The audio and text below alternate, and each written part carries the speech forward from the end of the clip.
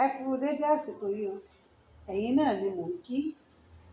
Ẹ̀yin ọ̀fọ́lá má fẹ́ gbé tó jẹ́ wípé ògédé kẹ́yìn ó là nìkan o lẹ̀yin fẹ́. Ẹ fẹ́ ṣe làálàá.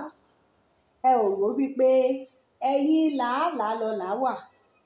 Pàápàá jùlọ fẹ́ni tí ò bá bọ́lá ńlé. Ẹni ó bọ́lá ńlé gan ní láti ṣiṣẹ́ mọ́ ọlá tí ń bẹ ńlé. Ọlá tí ń bẹ ńlé ò lè tán. Àmọ́ bẹ́yẹn bá bá ọlá ńlẹ̀ tí ò ṣiṣẹ́ kun, ọlá ọ̀hún láàrin kádìjú kálà gbogbo ẹ̀ ó dìtàn. Ó ní mo ṣe ní kí n fojú máa gbé tòní bí àkíyèsí yín sí wípé ó bá fẹ́ là láyé, o ní láti ṣiṣẹ́. Olórin tó kọrin pé inú ẹ̀gbin lọlá ń gbé òun ló mọ tójú ẹ̀ rí kó tó kọ. Nítorí pé ìrírí ẹni a máa ṣàtọ́kùn iṣẹ́ àròbó téèyàn ó gbé jáde. Nítorí náà, bó bá ti wù ọ́ láti là, tó wù ọ́ láti jéèyàn láyé, o ní láti ní lọ́kàn wípé ó fi ara da àwọn ẹ̀gbin kan, ó sì ṣiṣẹ́ gẹ́gẹ́ bí ẹni tó fẹ́ là.